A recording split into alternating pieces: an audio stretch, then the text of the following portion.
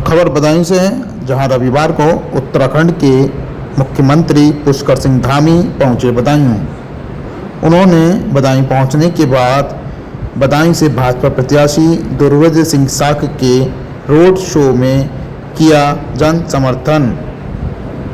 इस दौरान पुष्कर सिंह धामी ने की पत्रकारों से वार्ता। आपको बताते चले, बदायूं में ये रोड शो बदायूं के तमाम स्थानों से होता हुआ बदायूं क्लब पर समाप्त हुआ।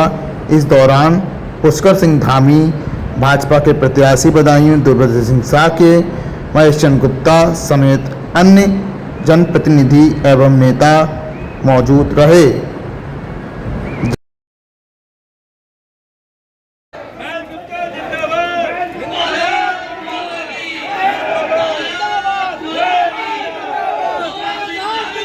देखिए, इस बार भारतीय जनता पार्टी ने मुझे खुशी है कि भारतीय जनता पार्टी ने इस बार जो देश के सामने संकल्प पत्र प्रस्तुत किया गया है, उस संकल्प पत्र में पूरे देश के अंदर यूसीसी लाने की बात कही गई है। एक संकल्प लिया गया है कि देश के अंदर यूसीसी होना चाहिए, और ये यूसीसी हमारी पार्टी का देश की आज़ादी के बाद से, जनसंघ के ज़माने से ये संकल्प रहा है। और ये यूसीसी देश का जो संविधान है, जिस समय बाबा साहब भीमराव अंबेडकर और उनके साथी लोग संविधान बना रहे थे, उस संविधान के अनुच्छेद 44 में इसका प्रावधान किया गया है कि राज्य की सरकारें और देश की सरकारें यूसीसी को भविष्य में कभी भी लागू कर सकती हैं। और सुप्रीम कोर्ट ने भी, उच्चतम न्यायालय ने भी अनेक बार राज्यों को और केंद्र को निर्देशित किया है, गाइडलाइन दी है कि अपने यहाँ जो है वो यूसीसी को लागू करें।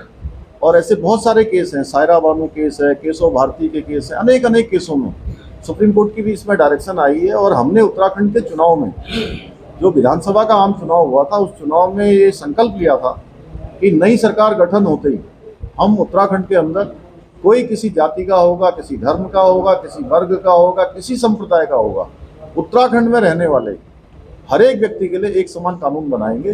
क्योंकि उसके पीछे हमने यह भी कहा था, उसके कारण भी बताए थे कि उत्तराखंड देवभूमि है, उत्तराखंड देवभूमि है, उत्तराखंड गंगा का प्रदेश है, उत्तराखंड यमुना का प्रदेश है, उत्तराखंड जहाँ 4 धामों का प्रदेश है, वहीं उत्तराखंड आदि कैलाश का प्रदेश है, पार्वती कुंड का प्रदेश है, अनेक देव स्थानों से आच्छादित प्रदेश है। इसके साथ साथ उत्तराखंड 2 अंतर्राष्ट्रीय सीमाओं से लगा हुआ प्रदेश है। और प्रत्येक परिवार से, कोई सेना में है, कोई अर्धसैनिक बलों में देश के अंदर अपनी सेवाएं दे रहा है। इसलिए हम सबके लिए एक समान कानून लाएंगे। उत्तराखंड की देवतुल्य जनता ने हमारे प्रधानमंत्री मोदी जी के नेतृत्व में, हम चुनाव में गए थे, हमको मैंडेट दिया, हमको आशीर्वाद दिया। और उत्तराखंड के इतिहास में पहली बार किसी भी राजनीतिक दल को लगातार दूसरी बार सरकार में लाकर उन्होंने सेवा करने का अवसर प्रदान किया। और हमने ये संकल्प जो हमने उत्तराखंड की जनता के सामने रखा था, वो संकल्प हमने पूरा किया है। ये वो कुछ भी कहे, क्योंकि उनको पता है कि इस समय हमारी हार सुनिश्चित हो चुकी है। उनके सारे हथकंडे फेल हो गए हैं। वो कभी कहते हैं संविधान बदलने वाले हैं, कभी आरक्षण खत्म करने वाले हैं। इसलिए अब इनके पास कोई, इनके तर्कस में तीर नहीं बचे हैं। इनको पता है 4 जून को जब परिणाम निकलेगा तो मोदी जी ऐतिहासिक मतों से जीतकर देश के प्रधानमंत्री। राहुल गांधी ने नॉमिनेशन करा दिया है। एक थोड़ा ये भारतीय जनता पार्टी में जो भी आएगा वो एक प्रोसेस के तहत आएगा, एक पार्टी चलाने का काम नहीं करेगा।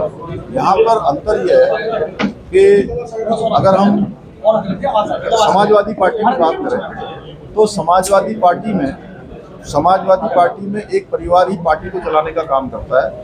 भारतीय जनता पार्टी में कोई परिवार पार्टी नहीं चलाता है।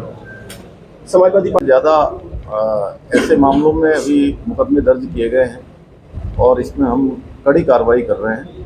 कल भी मैंने इस पर बहुत बड़ी समीक्षा बैठक की है।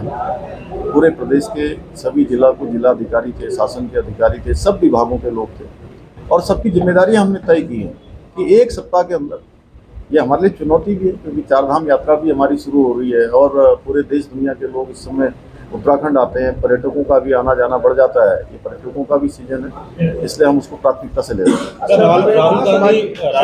आप सबको पता है कि एक समय अमेठी को ऐसा माना जाता था कि ये गांधी परिवार की परंपरागत सीट है और ये पहली बार हुआ है। इंदिरा गांधी भी चुनाव हारी थी, लेकिन उन्होंने, संजय गांधी भी चुनाव हारे थे, लेकिन उन्होंने अमेठी कभी नहीं छोड़ी उस समय। ये पहला अवसर है जब राहुल गांधी ने वहाँ का रण छोड़ दिया है, वो युद्ध के मैदान से एक तरह से भाग गए हैं। तो ये देश की जनता देख रही है कि उन्होंने अमेठी छोड़ी है, वो वायनाड भी छोड़ेंगे और देश के अंदर पूरी तरह से एक स्पष्ट ये प्रत्यक्ष प्रमाण है कि अब कांग्रेस पार्टी कहीं नहीं है। जो अपनी परंपरागत सीट छोड़ रहे हैं तो उनकी जमीन नहीं बची है। वो तो ये कह रहे हैं उत्तराखंड से गंगा निकलकर आप सबके सामने से निकलकर पूरे देश को जल और जीवन देने का काम करती है, उसी प्रकार से यूसीसी की गंगा भी उत्तराखंड से निकली है।